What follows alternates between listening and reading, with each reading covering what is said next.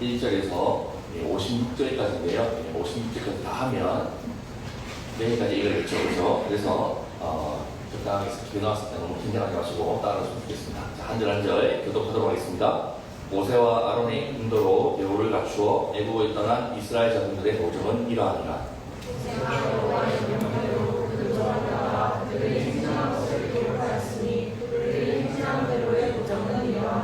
그들이 10대 달 15째 날에 라암셋을 떠났으니 곧 6월절 다음 날이라. 이스라엘 자손이 애국 모든 사람의 목전에서 큰 권능으로 나왔으니 애굽은 여호와께서 그들 중에 지신 그 모든 장자를 장사하는 데라. 여호와께서 그들의 신들에게도 벌을 주셨더라. 이스라엘 자손이 라암셋을 떠나 숫곳에 진을 치고 숫곳을 떠나 그 에담에 진을 치고 에담을 떠나 바알수본 앞 리하 히롯으로 돌아가서 윗돌 앞에 진을 치고 하이롯 앞을 떠나 바나를 가고 바다 왕을 지나 마라를 떠나 엘림에 이르니 엘림에는 생물 12가 종료 70그루가 있으므로 거기에 진을 치고 엘림을 떠나 홍해가에 진을 치고 홍해가를 떠나 신강야에 진을 치고 신강야를 떠나 독가에 진을 치고 독가를 떠나 알루스에 진을 치고 알루스를 떠나 르비딤에 진을 쳤는데 거기는 백성이 마실 물이 없었더라. 르비딤을 떠나 신의 강야에 진을 치고 산을 떠나 여리고 맞은편 요단강과 모압 평지에 진을 쳤으니 요단강과 모압 평지의 진이 벳요 15대서부터 앞 벨시딤에 이르렀더라. 그리고 맞은편 요단강과 모압 평지에서 여호와께서 모세에게 말씀하여 이르시되 이스라엘 자손에게 말하여 그들에게 이르라. 너희가 요단강을 건너 가나안 땅에 들어가거든 그 땅의 원주민의 너희 앞에서 다 몰아내고 그 세계 석산과 또 만든 우상을 다 깨뜨리며 성전을 다 버리고 다 함께 53절까지 읽겠습니다. 시작. 그 땅을 점령하여 거기 거주하라. 내가 그 땅을 너희 소유로 너희에게 주었습니다. 아멘. 예. 발음하기 어려운 그 단어들이 많이 나왔다 그러죠. 우리 성경을 펼치고 읽다 보면 이 지명과 인명, 구약시대 때, 신약시대 때 지명과 인명을 읽어나가다 보면 영양장애가 야기되는 것을 보게 됩니다. 저도 오늘 방금 읽다가 야 이거 큰일 났네, 이거 어떻게 읽지? 안 그래도 이 발음이 안 좋은데 이 발음이 더 셀 것 같은데 이런 느낌을 받았던 것 같습니다. 여하튼 오늘은 매일 성경의 내일 본문입니다. 내일 본문이고요. 이 민수기서는 다음 주 정도면 매일 성경에서 끝나갑니다. 그래서 오늘 이 민수기서 설교는 오늘 마무리하는 것으로 하겠습니다. 오늘의 제목은 우리의 노정은 이러하니라 입니다. 민수기 33장에 쓰여진 이 이스라엘 걸어왔던 노정, 그들의 과거와 현재와 그 미래의 노정을 통해 가지고 오늘 우리가 걸어가고 서 있으며 걸어갈 길에 대해서 공부해 보려고. 여러분 먼저 질문 하나 하고 시작할게요. 여러분들은 그 이사를 한 몇 번 정도 다녀보셨나요? 인스타에다가 질문해보니까 작게는 3번, 많게는 13번. 여기는 제가 그 답을 못 달았는데 20번 하신 분도 계시더라. 자, 여러분도 우리도 한번 파악을 해보십시다. 자, 난 10번 이상 이사를 해본 거 손 한번 들어보시겠어요? 10번 이상. 프로 이사를 한번 손 들어보세요. 10번 이상. 많이 없네요. 5번 이상 손. 5번 이상. 5번 이상도 많이 없네. 그러면 5번 이하 손. 5번 이하도 계시네요. 그러면 그냥 태어나서 지금까지 그 집에서 계속 지금 20년, 30년 살고 있는 손. 아무도 없죠, 그죠? 아무도 없는 것 같아요. 이 사람 한 번쯤 다 경험해 보신 것 같아요. 손을 안 드신 분들은 어떤 분들이에요? 신천지예요? 그거 아니죠? 네. 손 들어서 한번 들으시면 좋겠습니다. 여하튼, 우리는 나름대로 이사를 경험을 해보셨을 것 같고, 우리 또한 이사를 많이 해왔으리라 생각되었습니다. 그렇다면 여러분들, 수가적인 질문을 좀 던져볼게요. 우리는 이사를 언제, 어떨 때 하게 됩니까? 뭐, 다양한 대답들이 나옵니다만은, 대부분 어릴 때는 뭐 부모님 결혼하고 난 뒤에는 남편, 배우자, 아이들 이런 가족 관계로 인해서 이사를 하는 경우도 있고요. 뭐 직장이나 뭐 발령 등으로 옮기게 되는 경우도 있고, 정말 현실적인 건 이 전세가 월세가 끝났을 때, 이 계약 기간이 만료되었을 때, 또 우리 기주님께서 우리 건물주님께서 그 월세와 전세를 올리실 때 우리는 이사를 가야겠구나 하는 생각들을 가지고 있을 것 같습니다. 최근에 기독교인을 부탁하시는 분들이 계십니다. 우리는 교회 근처로 이사를 와서 신앙생활을 계속적으로 해나가고 싶다는 분도 계십니다. 여하튼요, 우리는 인생을 살아가면서 다양한 이유와 연유로 참 이사를 많이 하게 됩니다. 이 이사라는 것은 여러분들 삶의 터전을 옮기는 거잖아요. 그러니까 이 이사를 하는 그 순간 그 터전을 떠나고 또 새로운 자리를 잡을 때에 다양한 감정들을 겪게 됩니다. 생각되죠. 기쁨도 설렘도 있을 수 있겠지만 정든 곳을 떠나야 되니까 아쉬운 마음, 서운한 마음, 아픈 마음도 분명히 잔디하리라 생각합니다. 더 나아가서는 또 아무도 모르는 이 동네에서는 잘 살 수 있을까라는 염려, 근심, 걱정도 뒤따르리라 생각했어요. 오늘은요, 이 이사에 관한 이야기가 가장 큰 주제라고 볼 수 있을 것 같습니다. 그래서 설교의 부제를 이스라엘의 이사라고 할 수도 있을 것 같아요. 어떻게 하면 이사를 잘 할 수 있을까를 가르쳐 주는 본문이 아니라 이스라엘의 이사 이야기를 통하여서 우리 인생 전반의 삶의 방향성을 공부해 보려고 합니다. 여러분, 먼저 또 이스라엘의 그 이사를 하게 된 이유 목적에 대해서 한번 살펴봐야겠죠. 이스라엘은 언제, 어떨 때, 무엇 때문에 이사를 하게 되었을까요? 자, 2절 다 같이 읽어볼게요. 2절 준비 시작. 모세가 그 노정에 따라 그들이 행진한 것을 기록하였으니 그들이 행진한 대로의 노정은 이러하니라. 이스라엘은 여러분들 하나님의 명령대로, 즉 하나님의 뜻과 그 인도하심을 받고 그 길을 순종함으로 이사를 해나갔다라고 표현하고 있습니다.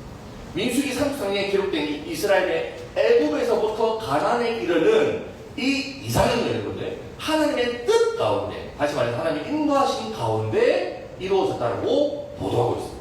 자, 여기서 곧장 질문이 생길 수 있어요. 그러면 우리의 이사의 모습은 잘못되었는가라는 질문이 생기겠죠.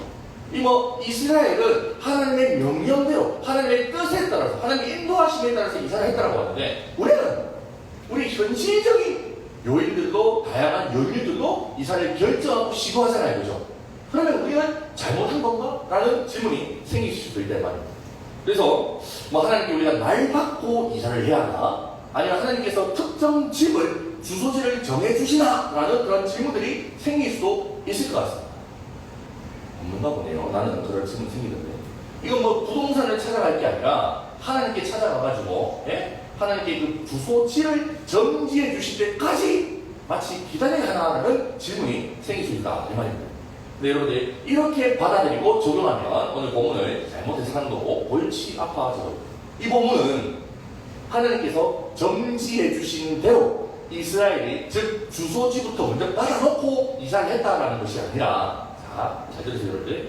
하나님의 인도하신 가운데 이스라엘이 그 인도하심에 몸을 맡겨서 한 걸음씩 순종함으로 나아갔다 봐야 된다는 말이에요. 그러니까 여러분들, 어떻게 보면 여러분들의 직장을 옮기게 된 것이 이사를 하게 하시는 하나님의 뜻, 목적이라 할 수 있는 거예요.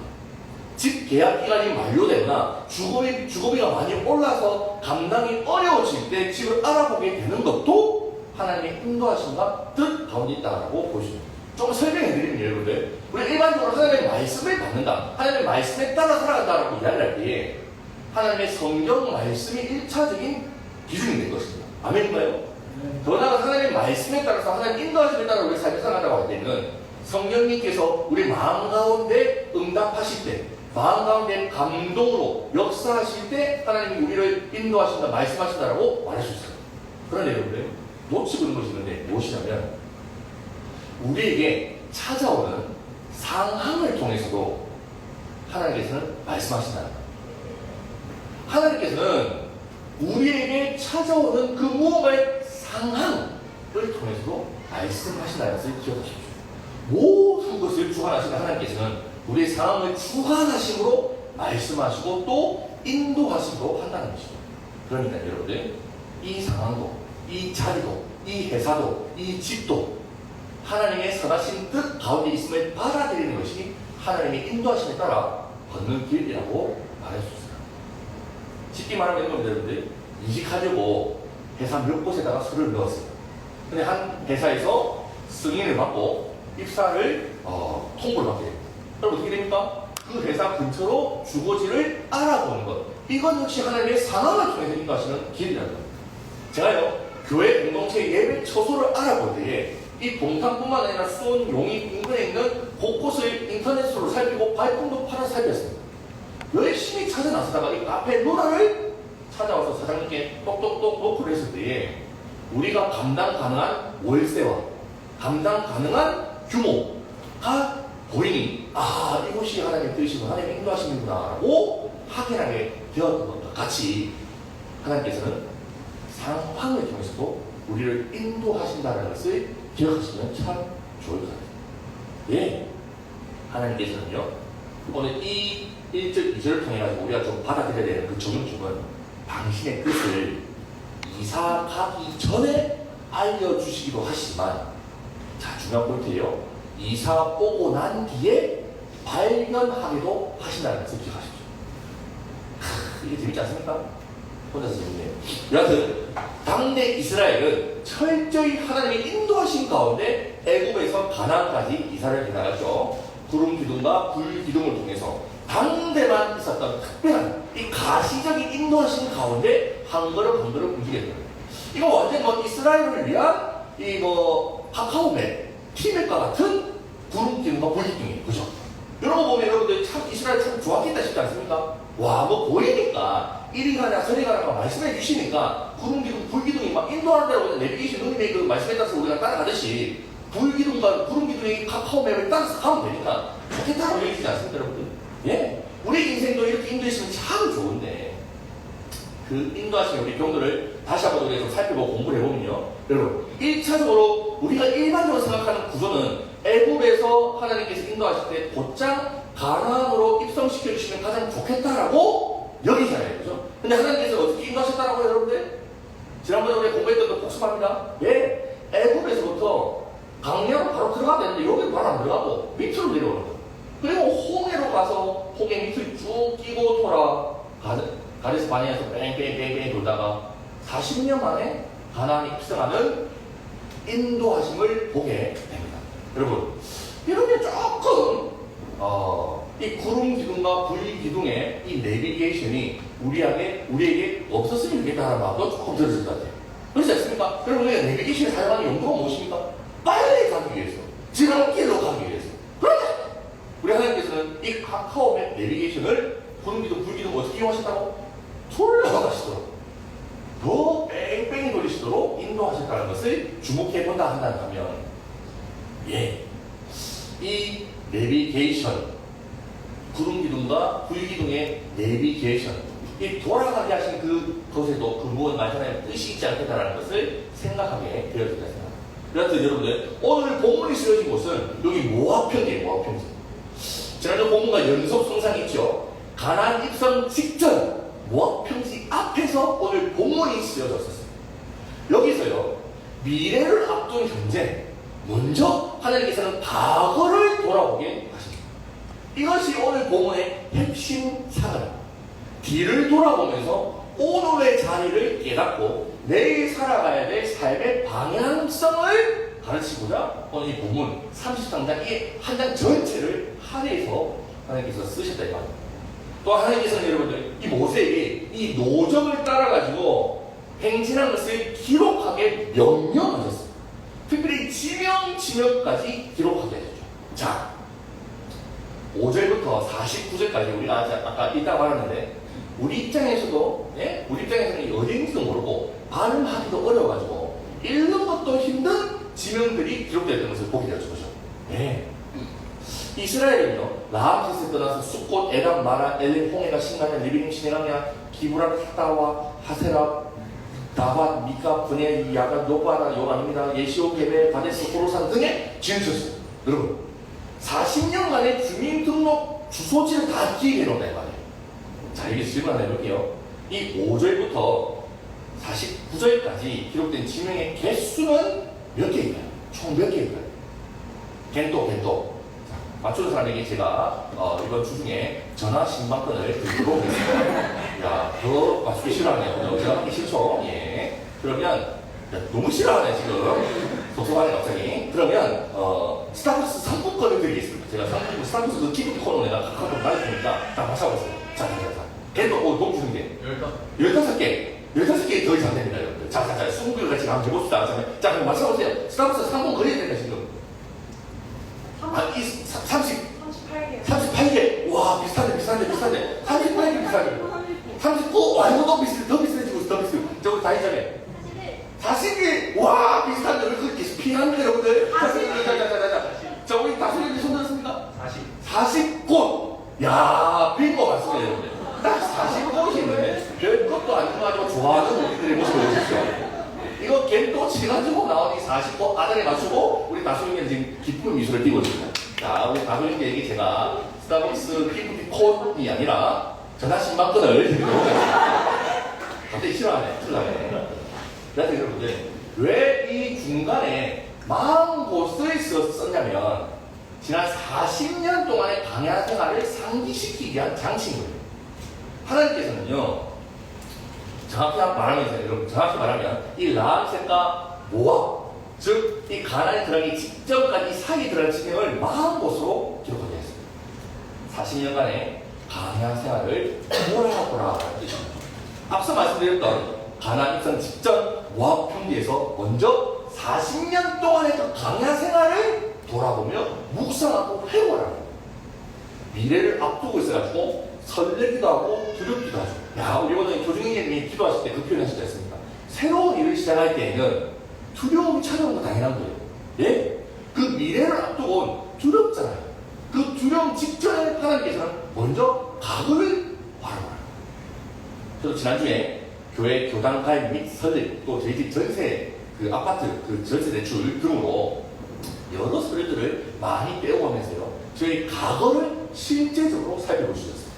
졸업 증명서랑 이력서를 통해가지고 저희 학력과 경력 등을 살피기도 하고, 또 주민등록 초본을 보니까, 네? 이거 주소지 변경 상황을 포함된 거 다 떼고 나더라고요. 그러니까 어디 설교 보면가 참 아다리 맞게 하나님께서 직접 실질적으로 경험케 하시더라고요. 여러분들, 자, 보세요.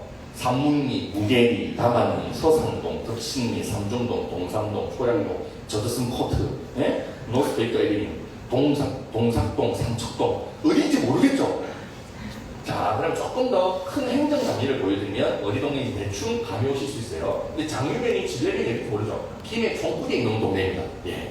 이 김해 촌 사람이 삼문리에서부터 오늘 경기도 화성시 산척동에 이르기까지의 저의 이사 기록들.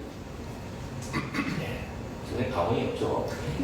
그래, 뭐, 송목사가 저 사랑을 받네. 이 정도는 그죠? 예, 어쩌라고? 라는 그런 반응들. 당연한. 그런데, 여기서 살았던 당사자인 저는요, 여러분들. 그 지명만 봐도 그 장소, 그 시간, 그 사람, 심지어 그 냄새까지 다 기억해요. 사모님, 단칸방에서 태어났다고. 저는 기억이 없죠. 근데 사진을 통해서 아버지 어머니께서 설명해 주셨어요.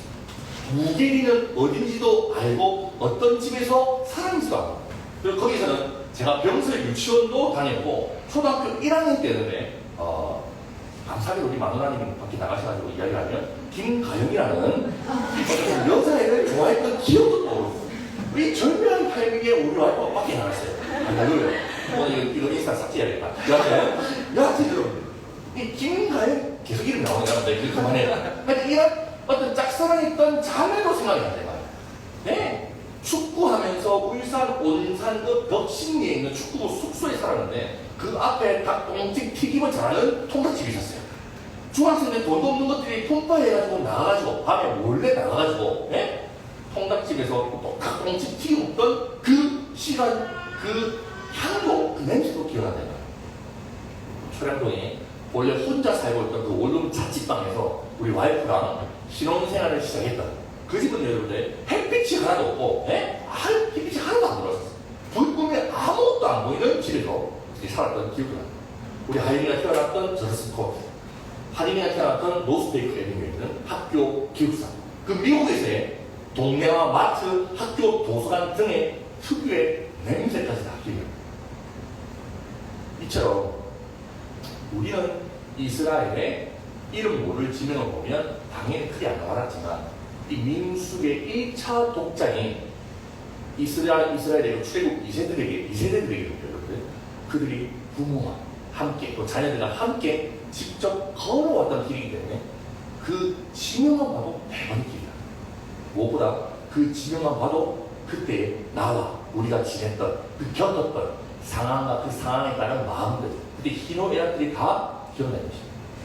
자, 우리 형제님들, 군대 자대 배치받았던 그 첫째 날 밤이 너무나도 소름 돋게도 아직도 명확하게도 기억나지 않습니까, 여러분들?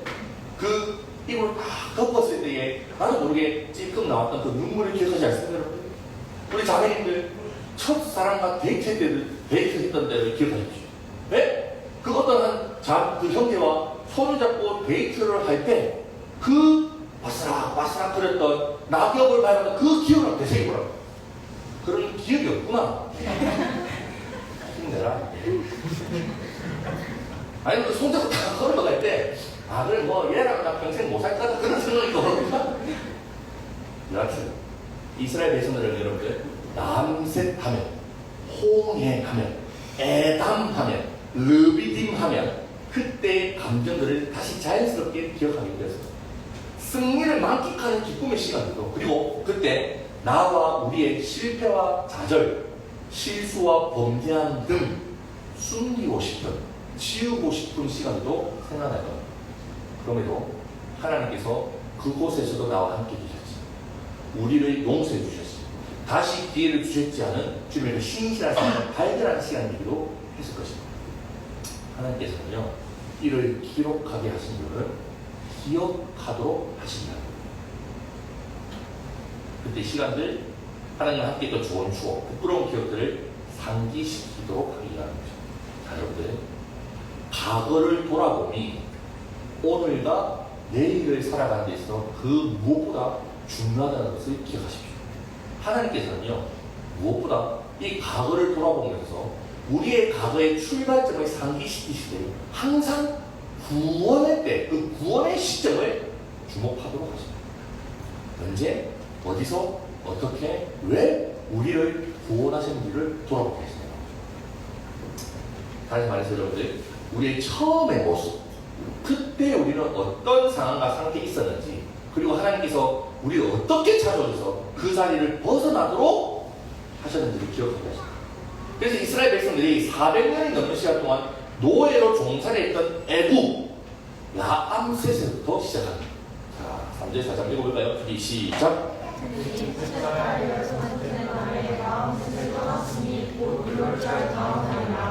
이스라엘 자손이 애굽 모든 사람의 목전에서 큰 권능으로 나왔으니 애굽인은 여호와께서 그들 중에 치신 그 모든 전쟁을 장사하는 때라.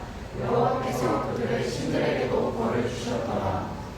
여러분, 하나님께서는요, 이 노예 생활로 지치고 해방을 외쳤던 이스라엘 백성들을 외면하지 않으셨어요. 이스라엘 자손이 애굽 모든 사람의 목전에서 큰 권능으로 나왔습니다. 여러분, 이 문장은요, 당시 상황을 이해하면 성립이 될 수 없는 이야기입니다. 이스라엘이 출애굽했던 때의 그 애굽은 당시 세계 패권을 차지하고 있는 가장 강력한 군사를 가진 나라이고, 이스라엘은 한낱 노예 집단이었어요. 애굽이 권능을 가지고 있었지, 이스라엘에게는 권능은커녕 힘이라고는 전혀 없었던 노예였다니까요, 여러분. 오늘날의 이야기를 예를 들면 좀 이해하기 쉬울 거예요. 자, 아프리카에 어떤 작은 힘없는 어느 나라가 미국이나 중국이나 같은, 이 중국과 같은 강대국의 식민 지배를 당하고 있는데, 그들이 그 강력한 군사력을 이기고 한 사람의 전사자도 없이 죽음을 맞이하지도 않고 평안히 탈출하는 것과 같다 이 말이고, 오늘 본문에 가면 싸움도 하지 않았어요. 그냥 당당하게 걸어 나왔어요. 더 놀라운 것은 이스라엘은 한 사람도 죽지 않은 그 길에서 애굽에서는 모든 장자가 죽어 애국하고 있다라고 부탁하죠. 이것이 하나님의 은혜였다는 것입니다. 하나님께서 이스라엘을 이렇게 구원하셨다는 것입니다. 그리고 하나님께서는 이 이스라엘 백성들이 누구신지를 알게 하시기 위해서 애굽에 10가지 재앙을 내리셨습니다. 하나님께서 애굽에 10가지 내리신 재앙은 모두 애굽 신들과 관계가 있었습니다. 4절에 여호와께서 그들의 신들에게도 벌을 주셨다라는 말씀처럼 하나님께서는 이 재앙들을 통해서 그들이 섬기는 신들이 얼마나 헛껍데기들인지, 그래 누가 천지 만물의 주권자인지를 분명히 하셨습니다. 여러분, 우리에게도 동일하게 적용할 수 있는 겁니다. 우리가 죄와 사망의 종로를 타며 우리가 스스로 벗어날 수 없는 그 자복한 구렁텅이에 빠져가지고 항상 가서 답답해하고 뭘 해도 참 자유를 못 누리고 있는 그것이, 그때 하나님께서 우리에게 구원의 권능을 베푸셨습니다. 그리고 우리를 미혹해하는 애굽의 우상들과 같은 다양한 가치들, 신들, 돈, 가족, 관계성, 연애, 직장, 사회적 지위 같은 것들을 다 깨뜨리시면서 그것이 헛껍데기를 주는 것은 증명했다는 거죠. 하나님만이 우리의 참 하나님이십니다. 하나님을 하나님으로 만난 그때의 시간으로 기억을 되돌려요. 여러분에게 질문해 보셨습니다. 여러분의 라암셋은 어디입니까? 여러분은 어디에서, 어떤 상황에서, 어떤 아픔에서, 어떤 갈등에서 하나님을 만나셨습니까? 하나님께서 어떻게 당신을 구원해 주셨습니까? 어디에서 무엇으로부터 구원하셨습니까? 그 은혜를 되새기라는 거예요. 우리 그리스도인들의 역사는 여러분들 이 라암셋의 구원으로부터 새로 시작됩니다. 새로운 삶이 출발되는 것이죠. 그 라암셋, 내 영혼의 당 한 방을 기억해요. 여러분이 하나님을 만났던, 살아났던 그 곳, 그 장소, 그 지명을 한번 떠올려 보십시오. 경상남도 김해시, 삼종로, 진성 그린빌라, 옥상. 저는 이곳이 저의 라암셋입니다. 그 장소만 떠올려도 눈물이 납니다. 여러분 중 혹시 아직 이 라암셋이 분명하지 않은 분들이 계신가요? 그렇다면 여기 경기도 화성시 동탄대로 카페 루나가 라암셋이 되기를 축원합니다. 여러분 우리의 인생은요 구원받음으로부터 진짜 출발되는 것입니다. 우리는 어딘가에 올라가게 되어 있습니다. 벗어나야 됩니다. 근데 우리의 인간 능력으로는 못 벗어납니다. 그래서 하나님이 필요한 겁니다. 이 은혜를 모든 우리를 간절히 축복합니다. 여러분의 영혼의 당 한 방 라암셋을 절대 잊지 마시라. 그 곳이 우리의 시작입니다. 자, 그렇게 이스라엘의 라암셋을 떠나서 이 경로처럼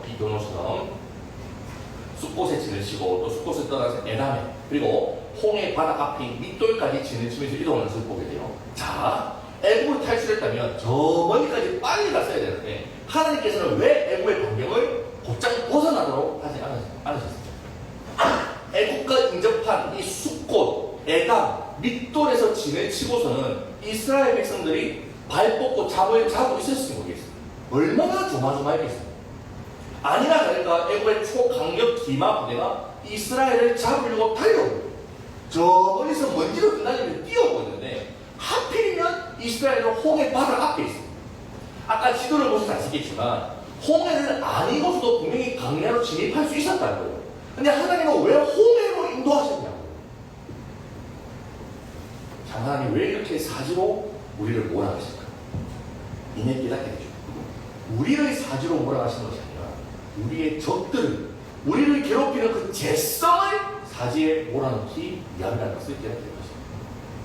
하나님께서는 사지에서 홍해를 가르치십니다. 그곳에서 우리를 새롭게 거듭나게 하실 뿐만 아니라 그 홍해에서 나를 쫓아오는 나의 죄성들, 상처와 아픔은 죽고 하나님께서 새롭게 하시는 그 부활의 생명력을 얻게 하신다는 거죠. 여러분, 이미 우리의 죄와 상함은 단죄되었습니다. 우리의 그 과거의 상처와 아픔은 이미 홍해에서 끝나버렸습니다. 그것을 기억하십시오. 우리는 홍해를 건넜다고. 믿음으로 이를 우리는 취해야 됩니다. 우리는 애굽을 벗어났어요. 그 과거 얽매였던 것에서 해방되었다. 우리는 다시 애굽으로 돌아갈 길이 끊어져 있습니다. 하나님 인도하신 일은 다 계획하심이 있다는 것을 이 홍해를 건너면서부터 확인하게 됩니다. 자, 그렇게 홍해를 지났어요. 애굽으로부터 완전히 이제 벗어났어요. 이제 벗어나가지고 이제 건너와서 가는 곳 어디입니까, 여러분들? 구원받고 이제 가면 이제 좋은 일이 생겨야 되잖아요, 그죠? 근데 8절 바다 가운데를 지나가지고 에담 강야로 사흘길을 가서 마라에 진을 치고, 그러면 생사를 건너고, 즉 강야를 지나니 기진맥진했을 거 아닙니까? 말 그대로 목이 말고 힘이 필요해요. 이야, 이 마라라는 동네에 물이 있네 하면서 뛰어든 겁니다. 근데 이 마라가 무슨 뜻입니까, 여러분들? 네? 쓰다, 비통하다, 불쾌하다는 겁니다. 그 뜻대로 마라의 물은 차고도 쓰리 써가지고 물을 마시기는커녕 불쾌한 맛에 그냥 뱉어버려요. 여러분 이게 우리 인생인 거예요. 구원받았어요. 행복해요. 새로운 삶이 시작되었대요. 그런 꿀맛이 보장되어야 되는데 쓴맛이 따라온다. 비통하고 불쾌한 일이 생긴다. 은혜 받았어요. 그런데 발목이 삐어서 병가를 해야 돼요. 은혜 받았어요. 그런데 생일날 꼭 코로나에 걸려요. 은혜 받았어요. 근데 직장에서 일을 실수해서 쓴맛을 나요. 큰 은혜를 받았어요. 큰 승리를 맛봤어요. 그런데 마라가 찾아온다니까요. 참으로 우리 인생 같지 않습니까? 사흘전 홍해를 건너 정말 놀라운 하나님의 은혜를 맛보았는데 이스라엘 백성들 마라에서 물이 있다며 욕을 했어요. 하나님께 원망을 쏟아내요. 그럼에도 하나님께서는 이 마라의 쓴물을 단물로 바꿔주시고 모국이 주기도 해주시는 거예요. 그렇게 하나님의 사랑의 신실함이 시작되는 것입니다. 우리는 욕짓거리 하는데 그럼에도 주님께서는 단물을 내어주시며 우리 어떠한가 관계없이 사랑하시는 분이라는 거죠. 그래서 여러분들 우리의 인생이요 우리 강약길이 항상 마라같지만은 않습니다. 항상 쓰고 힘들고 지치는 일상이 100% 되지 않는다는 큰 축복이죠. 자 이제 말하니까 어디로 갑니까 여러분들? 엘림에 이르렀다고 말합니다. 그곳에는 샘물이 12이며 종려나무가 70그루가 있었다고 합니다. 이야 말 그대로 사막의 여러분들 오아시스. 이스라엘 백성들이 정말 깜짝 놀랐을 것 같아요. 아무래도 여러분들 강야에 샘물이 있고 푸른 나무가 있다는 거예요. 실제 엘림은요 이 그림과 유사했다고. 여자들이 얼마나 반가운 만남이었어요. 지친 강약길에 한여름밤에 휴가와 같은 시간을 보내게 되는 거예요. 시원한 나무 그늘 밑에서 시원한 샘물을 마시면서 심을 눈을 뜬 거죠. 근데 여기 구절에서 독특한 표현이라는 걸 주목해봐야 되는 무엇이냐면 원래 어딘가를 떠나 어딘가에 진을 치고 이게 반복되었잖아요. 그죠? 근데 여기서 이 엘림에서만 마라를 떠나 엘림의 이름이라는 단어를 사용하고 있습니다. 여러분 이것이 의미한 바가 무엇이냐면 하나님께서 일부러 엘림에 이르도록 의도적으로 인도하셨음을 강조하기 위한 표현입니다. 또한 어떤 지명에도 이 엘림과 같이 구체적으로 샘이 있었고 나무가 있었다 이런 표현은 등장하지 않습니다. 엘림에도 문자적인 뜻도 이 그림과 같이 실만한 물가라는 의미도 있죠. 이러한 표현들을 통해서 하나님께서는 이 강야에 지치는 여정 가운데 오랜만에 휴가를 보낼 수 있도록 마치 호텔을 예약하시고 비행기 티켓도 끊어주시고 그 팔레스타인 그 황량 강야의 오아시스 엘림으로 인도해 주신 것을 강조하는 겁니다. 하나님께서는 지치고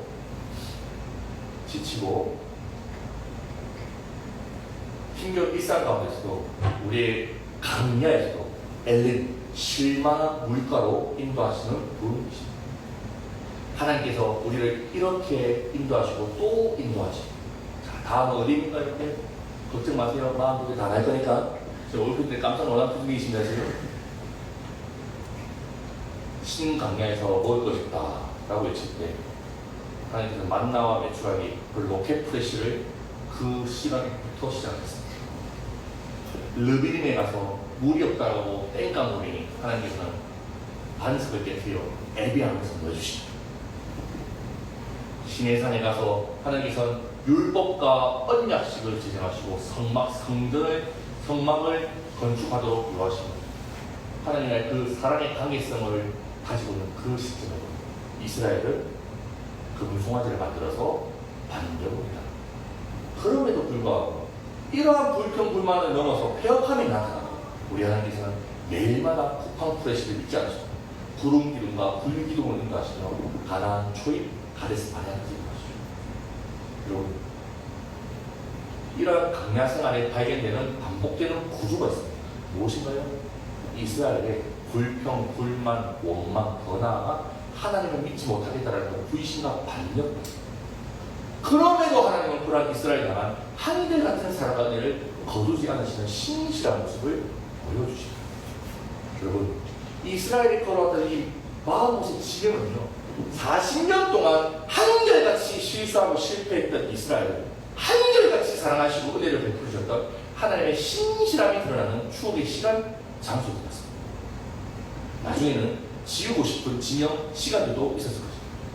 하나님 앞에서 너무 죄송하고 부끄러워. 그리고 이스라엘 백성들 본인 스스로에도 너무 민망한 만찬 투정과 같은 그런 어린 모습을 봐요. 근데 하나님께서는 고스란히 기록하게 하셨습니다. 왜냐하면 지우고 싶은 시간들도 지나고 나면 하나님 안에서 은혜로 해석되게 됩니다. 우리의 인생도 그러하죠. 이스라엘의 40년의 강야 노정이 자세히 기록되어졌듯이 우리의 인생 노정도 이렇게 기록이 남을 것입니다. 그것은 우리의 순종과 불순종이 적혀있는 기록이고요. 그럼에도 하나님께서는 지금까지 우리를 신실하게 돌보셨다는 기록이 있습니다.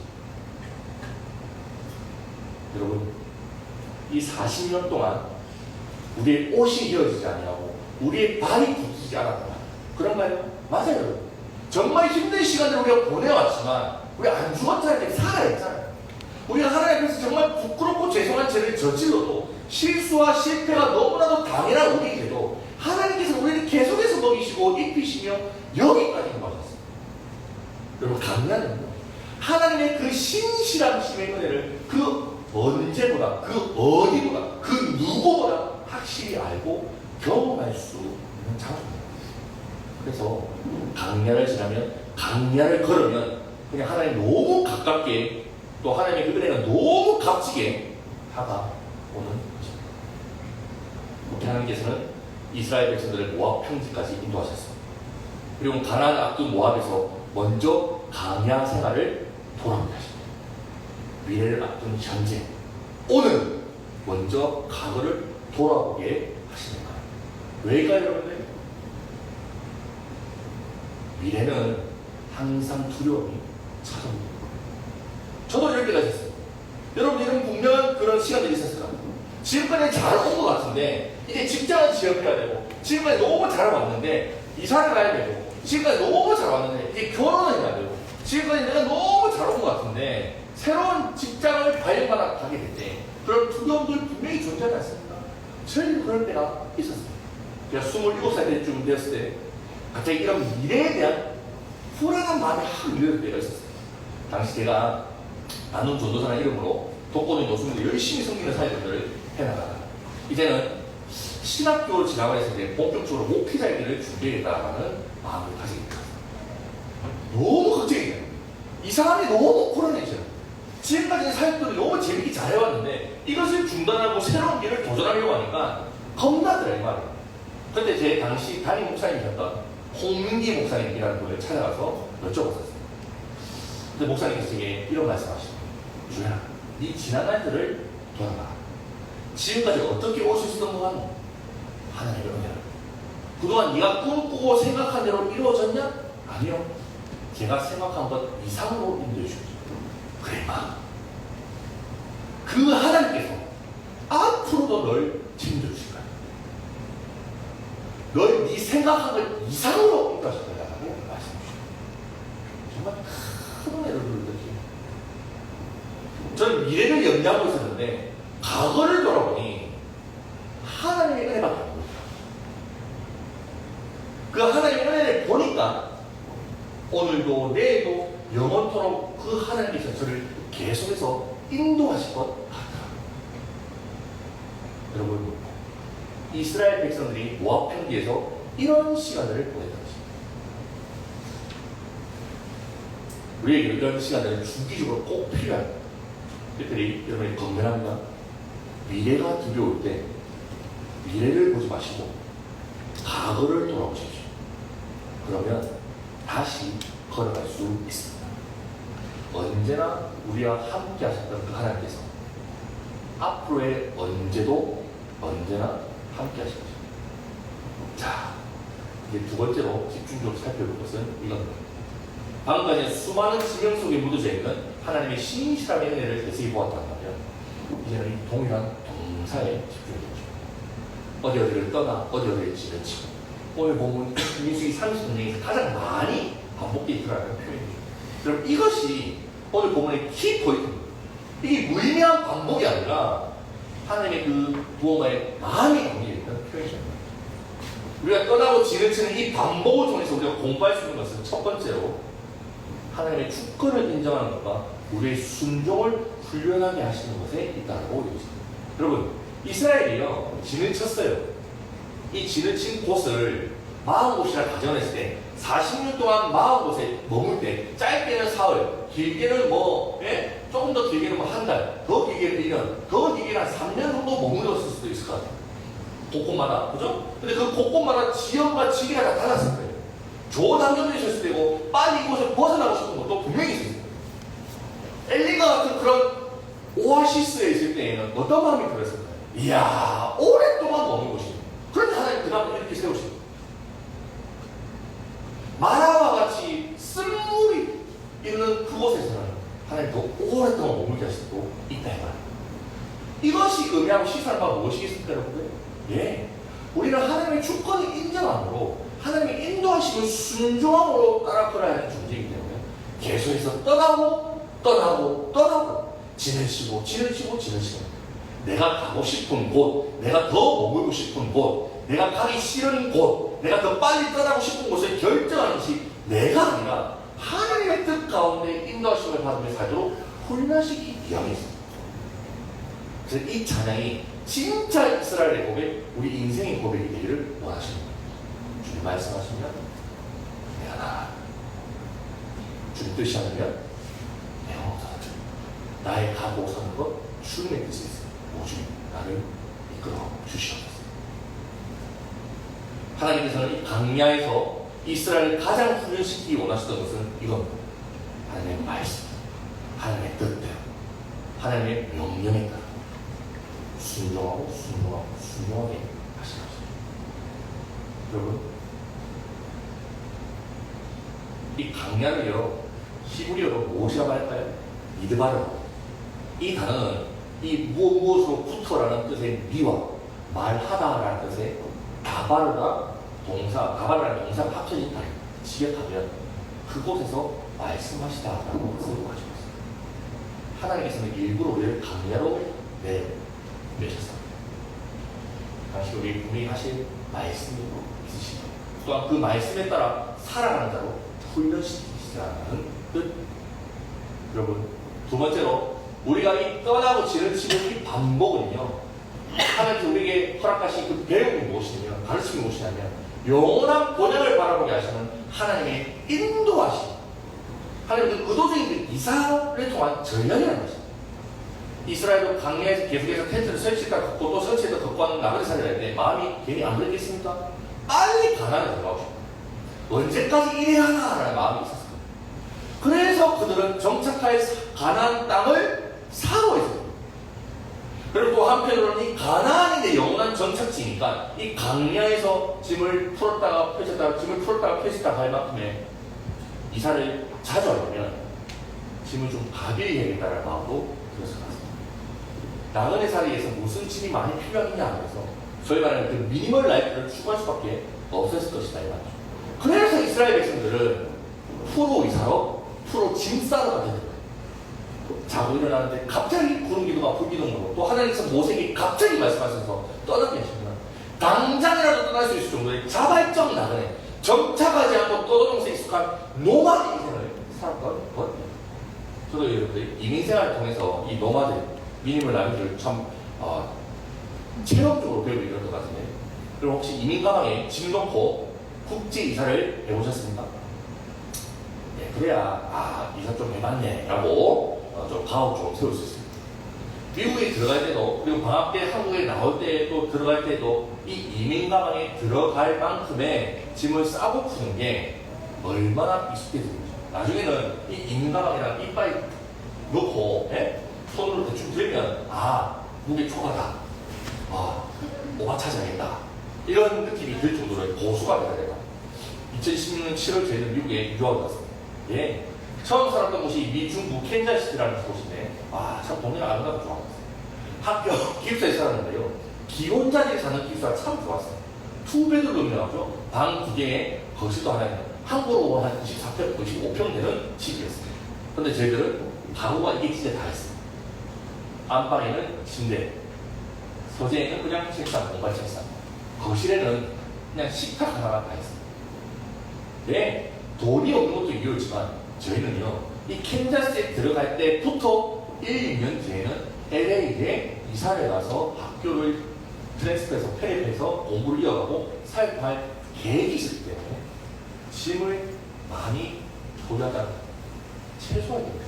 언제든지 LA로 떠날 수 있도록 준비했던 것입니다. 이 짐이 잘 안 보이네요, 여러분들.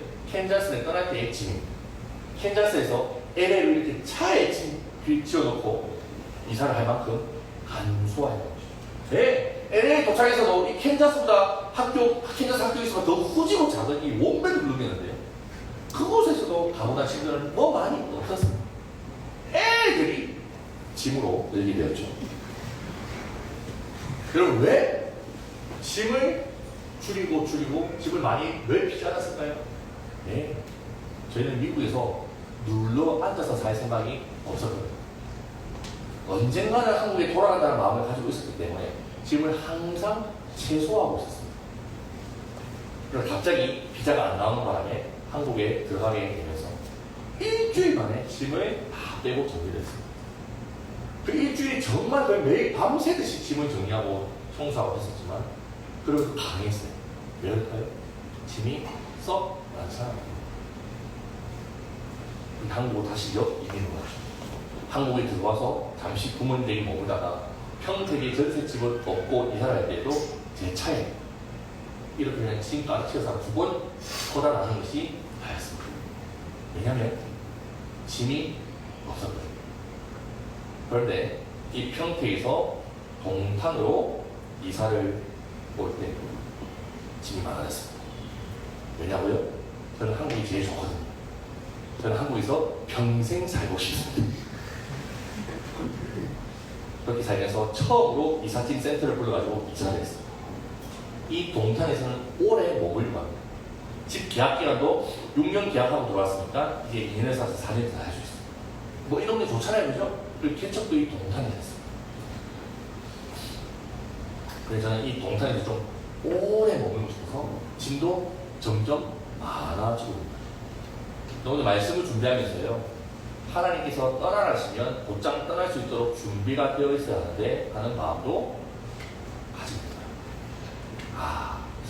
하나님 나를 다른 곳으로 보내시고 그러실 때에 움직일 수 있을까라는 생각이 들게 됩니다.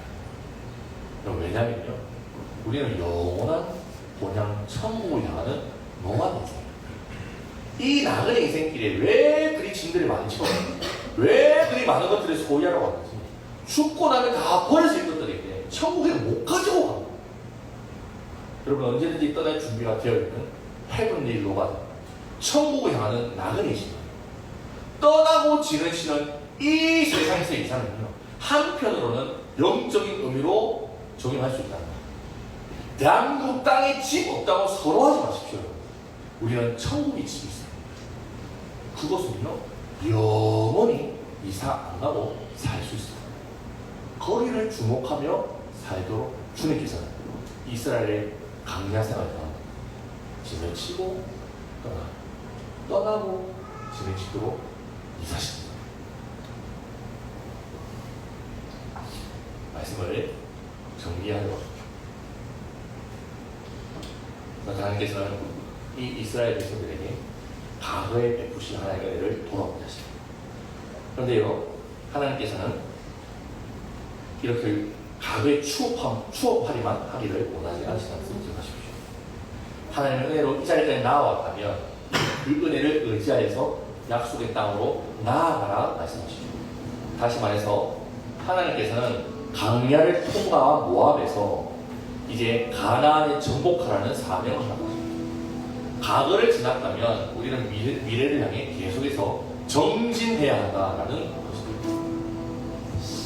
자, 현재의 자리, 즉 과거를 지난 이 현재의 자리에서 하나님께서는 항상 또 다시 미래를 꿈꾸하십니다.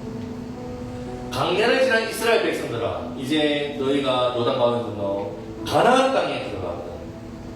여러분, 이건요, 여러분이 만약 들어가거든, 이런 if의 조건제가 아니라 너희 이제 가나안 땅으로 들어갈 텐데, 아니 들어가야 하는데 들어가면 52절, 53절 다시 한번 해볼게요. 준비 시작. 그 땅의 원주민들을 보라고. 우상들을 깨뜨리고. 자, 같이 읽어요. 그 땅의 원주민을 너희 앞에서 다 보라. 그 세계 석상과 구워 만든 우상을 다 깨뜨리고 산당을 다 하고 그 땅을 점령하여 거기 거주하라. 내가 그 땅을 너희 소유로 너희에게 주었습니다. 그 땅에 가나안 원주민을 다 몰아내고 우상들을 깨뜨리고 신들을 다 없애고 가나안 땅을 정복하라는 것입니다. 하나님께서 약속하셨던 그 땅을 이제 취하라는 것입니다. 여러분 근데 여기서 또 오해하시면 안 됩니다. 이것도 이상하게 적용해가지고 어디 산구티에 올라가가지고 그 절에 있는 그 부처상에다가 낚아치라면 안 됩니다. 여러분들 길 지나가다가 뭐 당분상에 있으면 그 힘든 거를 도끼 가지고 찍어내리면 안 됩니다. 여러분들 그런 뜻이 아니라 싸움으로 정복하는 것이 아니라 이 신약시대를 살아가는 우리에게는 사랑으로 정복하는 것입니다. 다시 말해서 여러분들 가나안 땅에 들어가서 가나안을 정복하는 뜻 이것이 아니라 세상에 들어가서 사랑으로 그 땅을 변형시키라는 것입니다. 이 시대의 우상과 신들이 판치는 세상에서 사랑으로, 섬김으로, 희생으로, 포기로, 배려로, 친절로, 미소로 그곳을 하나님의 나라로 바꿔라는 것입니다. 아멘. 여러분 우리에게는 과거를 넘어서 내일을 힘차게 걸어갈 사명이 있습니다. 과거의 추억팔이, 과거의 상처와 아픔에 매여 계시지 마세요. 우리 할 일이 참 많습니다.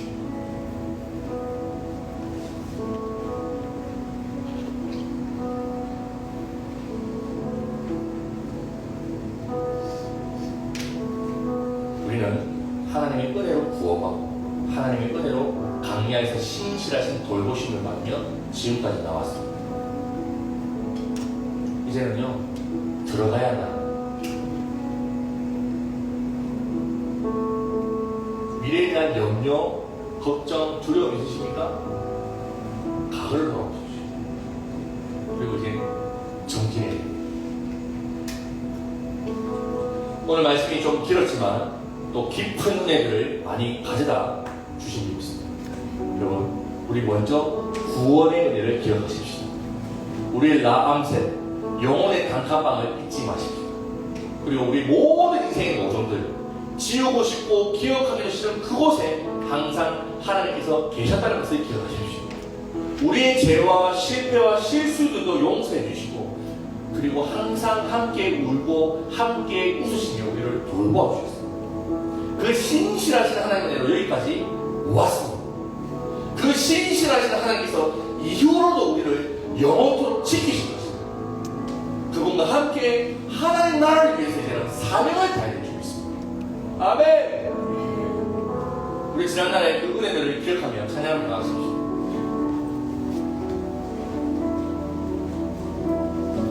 우리 인생의 노정들을 돌아보는 시간이 이것이다. 우리 인생의 노정 가운데 우리가 살아왔던 그 지명 가운데 나타나 있는 그 하나님의 흔적들을 찾아보십시오. 하나님의 신실하신 노래했습니다. 하나님 한 번 더 하나님 한 번도 나를 실망시킨 적 없으시고 언제나 공평과 은혜로 나를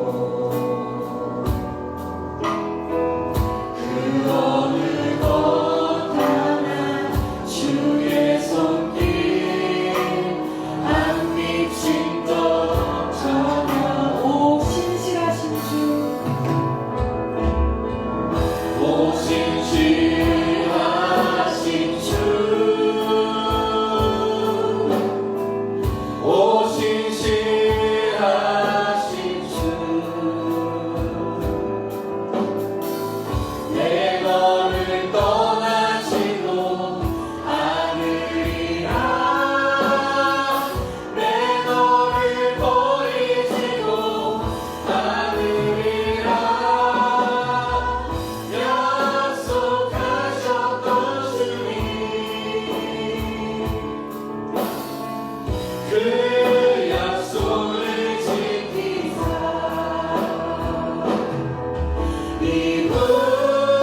이후로도 영원토록 나를 지키시리라 하시나니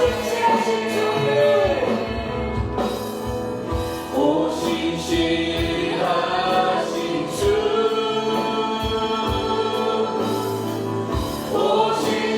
오신실하신 주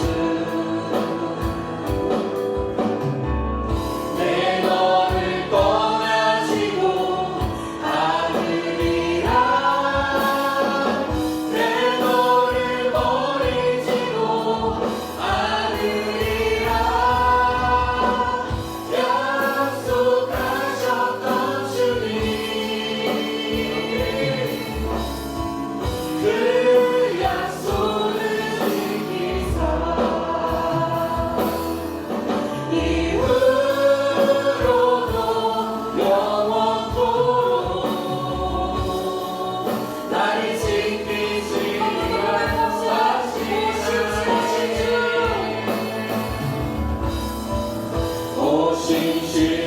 오신실하신 주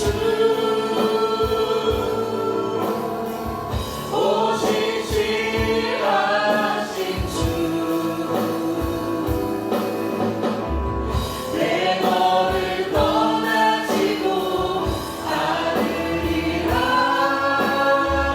내 너를 버리지도 않으리라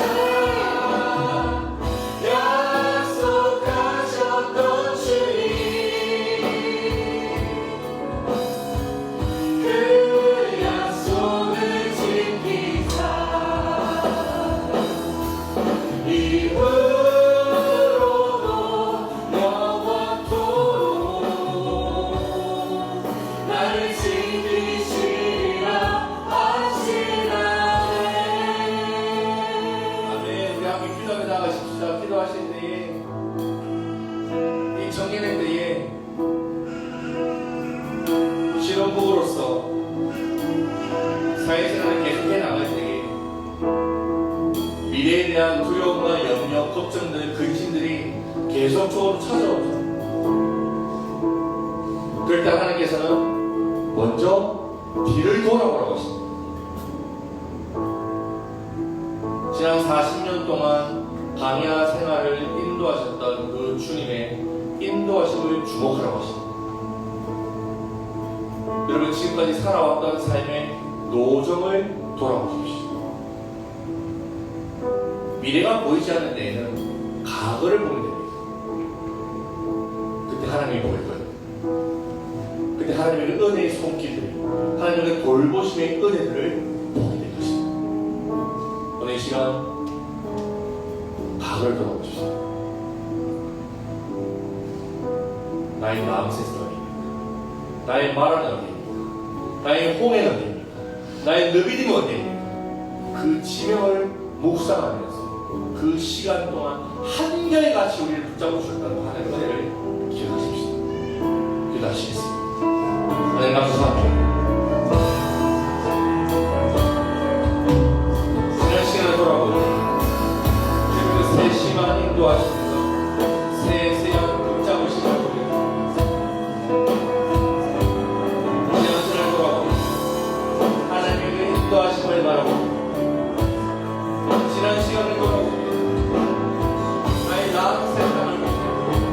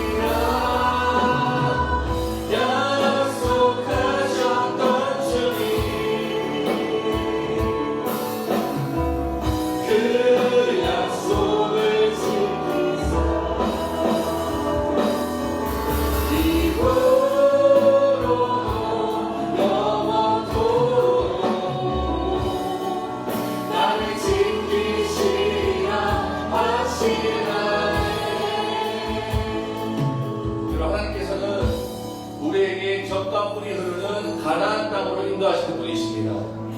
하나님께서는 이 땅에 우리에게 영원토록 머물도록 허락하신 것입니다.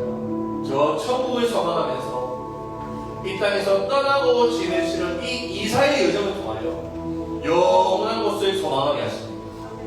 여러분, 우리는 나그네입니다. 이 땅에서 잠시 머물다가 떠날 나그네입니다. 우리는 어디나부터 이 땅에 영원히 머문 것처럼 살아가죠. 이 땅에 너무나도 집착하며 살아갑니다. 집이 너무 많아요. 내가 가지고 누리고 싶은 소유가 너무 많습니다. 이 땅에서 하고 싶은 일들이 너무 많습니다. 하나님께서는 오늘 말씀을 통해서 우리에게 건면하고 도전하십니다. 이 땅이 다가 아닙니다.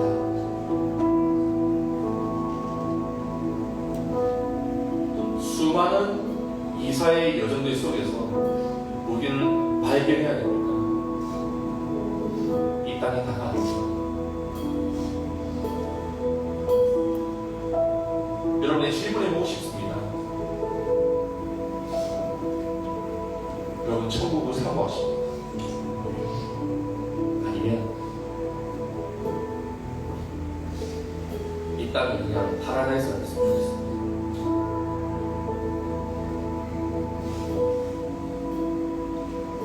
어디를 떠나고 어디에 지내치고 어디를 떠나고 어디에 지내치고 이 이사의 여정을 하는 나라를 소망하여 이 시간 잠잠히 주님께 나아가십시다.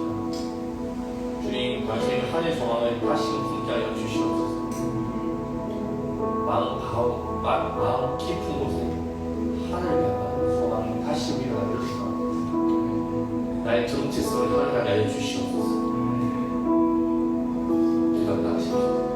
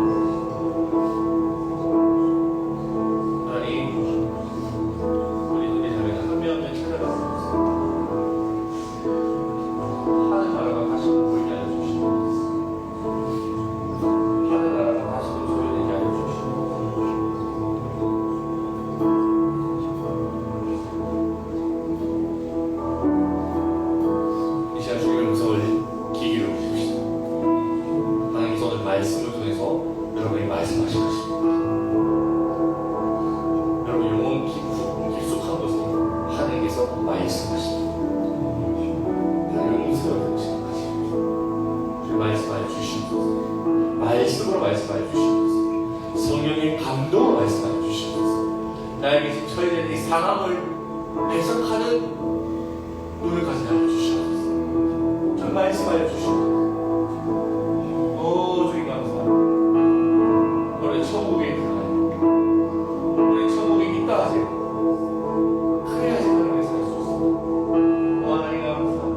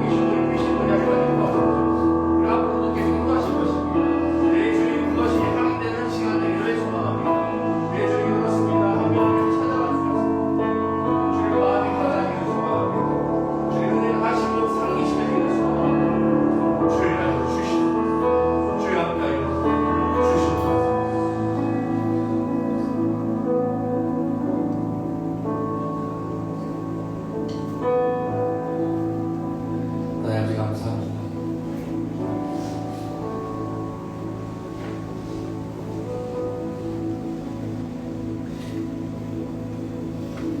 오늘 이스라엘의 출애굽 경로 그 지명들을 살펴보면서 그 인생의 노정을 살펴보면서 우리의 인생의 노정도 돌아보고 또 앞을 내다보고